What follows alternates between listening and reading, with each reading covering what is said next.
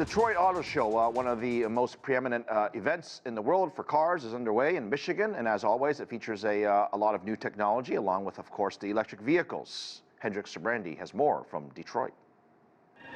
In the Motor City, as Detroit has long been known, the cars are the stars. The Detroit Auto Show is the one time of year when manufacturers line up their automobiles side by side and highlight what they think makes each of them so distinctive. We are in the luxury space. We're about delivering great performance and great technology. Katie Minter is communications director for Cadillac, whose brand new CT5 midsize sedan epitomizes the transition the automotive industry is going through. Cadillac, like GM, is about moving to an all-electric future. And we are really the tip of the spear for that transition. We are in a position right now where we're looking to offer a fully electric portfolio by 2030. Change is a constant in this field, and electric vehicles feature prominently across the 35 brands that are part of this year's event and share the auto show's first ever indoor EV track. This is the Volkswagen ID.4. It's a small SUV. It's got 2 battery options. It's more technologically advanced than ever. The ride is smooth and powerful. Almost 80% of the weight of the vehicle is found in the battery and runs along the chassis from the front wheel well to the rear, giving it a perfect balance for handling and control. Technology is king more than ever. That goes for EV charging and for the way driving data helps inform how cars like the Ford Mustang Mach-E Rally are built. These are connected vehicles.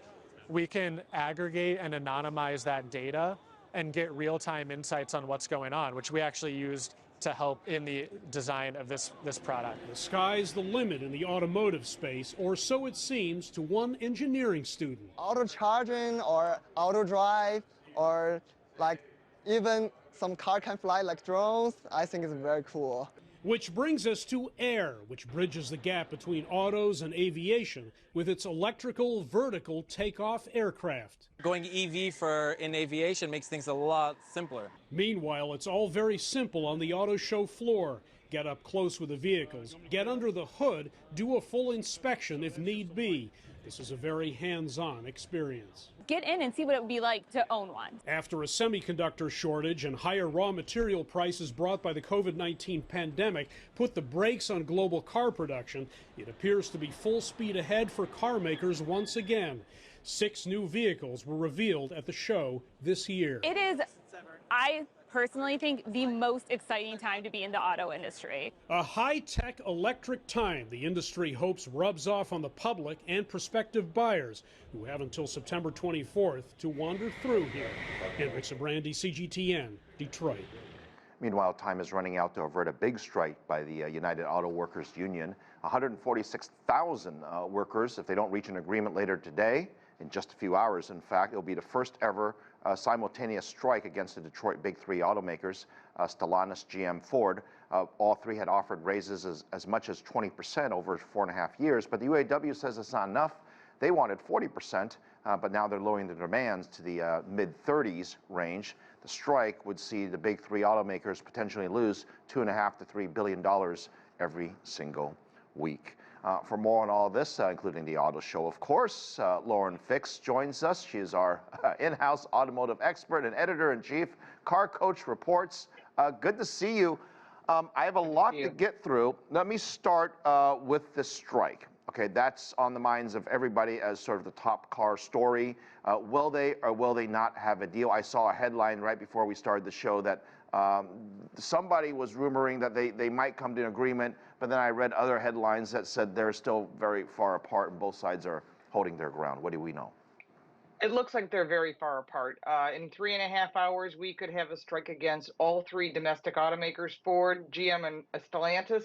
But the big concern is it's going to be what they call a targeted strike. So when you're asking for 41% initially for an increase in salaries, that sounds great for the workers, but you got to remember that money's coming from somewhere, and the impact is going to be to all consumers as cars get even more expensive, with close to almost $50,000 a piece now. Increasing costs of vehicles is not going to help anybody. But looking at reduce their offer down to 33%, car manufacturers, both Ford, GM, and Stellantis, have offered $18 and even $20 an hour with benefits. They want what they want, I think, is a bit ridiculous, asking for pay of 40 hours a week, but only working 32 hours plus benefits and taking away that second tier. There's a two-tier staging for money earned. So this is a serious problem, but Sean Fain, who's the president of UAW, is not going to give up. And I think he's going to go for that targeted strike. And what concerns me is they could strike the engine plants. So if they decide to hire people that are non-union to produce vehicles, they won't have product. Look, you can't blame workers for asking for money. I guess from my perspective or our perspective, when you look at the whole auto market, this is a huge plus for Tesla. They don't have the union problems. They have a lower cost per vehicle. And quite frankly, Detroit hasn't figured out how to make electric vehicles to be profitable. They lose money, in fact, on the cars they sell. So this deal, whatever raise they give, is not going to help the future of the big three. No, it's not at all, and you're 100% correct. But you will see people shifting from, boy, I was going to buy a Ford, GM, or Stellantis, and go, you know what, I'm going to buy a vehicle from Honda, Toyota, Volkswagen, Hyundai, Kia. All their products are produced in non-union states. And what will happen is you have to remember that electric vehicles require 40% less employees to produce because of less moving parts. So the UAW bought onto this all-electric future, but now they're realizing we could lose 40% of our members. That's a lot of lost money for the UAW.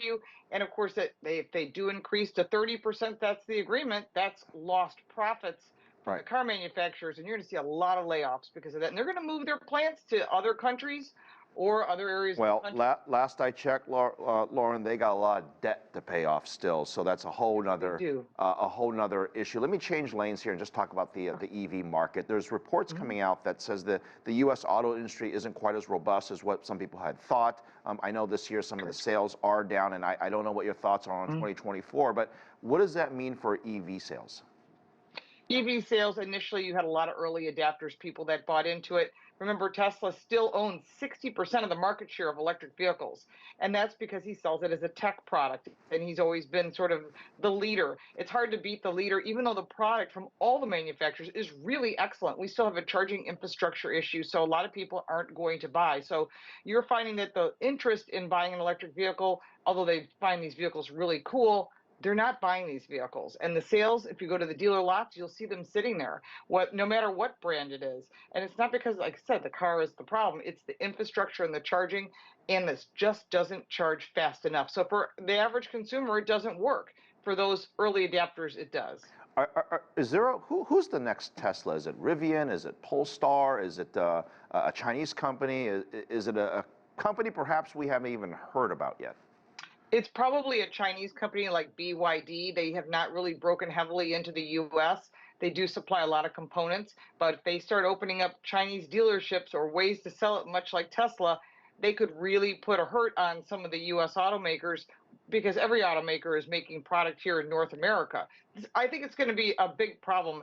And if sales just aren't there and people decide not to purchase electric vehicles at all, hybrids are becoming very popular because it's the answer to both worlds. You get the electric, you can have plug-in or non-plug-in, you get the great fuel economy, and you have the range, which is what consumers want. Remember during the pandemic when we tried to look at cars and people would add an extra $5,000 or $10,000 and they jacked up all the prices, and then your friends would complain to you like, what's happening here? Now, so these prices haven't really come back down at all.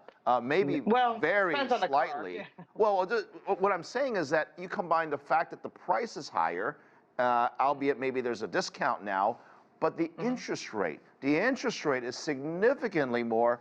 Someone has to pay for that. I imagine it's mostly consumer. So that isn't that a major impact that it would have on auto sales?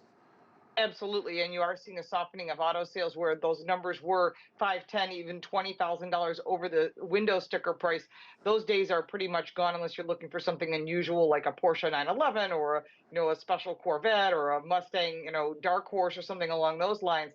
But for the most part, those prices are now coming back to sticker prices. But as interest rates go up and we're having supply chain issues still, you're going to watch a softening to the auto industry. Average cost of a new vehicle that is non-electric is $48,000. The average cost of an electric vehicle is $66,000. Yes, you can buy them less than that, and there are cars that are under $20,000. When you're looking at those average prices, that means that your payment is going to go up as well. So if cars get more expensive because they got to make profits, someone's going to be paying for that, and it's going to be you, the consumer, and it will impact the economy, especially if we go on strike. You're going to see a massive impact to the economy because all those tier suppliers, tier 2, tier 3, that's going to impact jobs, it's going to impact sales, it's going to impact the economy. Yeah, that's a really good point that oftentimes we forget about. It's not just the workers on strike, it's everybody else that's sort of next to them. Lauren, thank you very much for helping us analyze this. Appreciate it. Anytime. Thank you.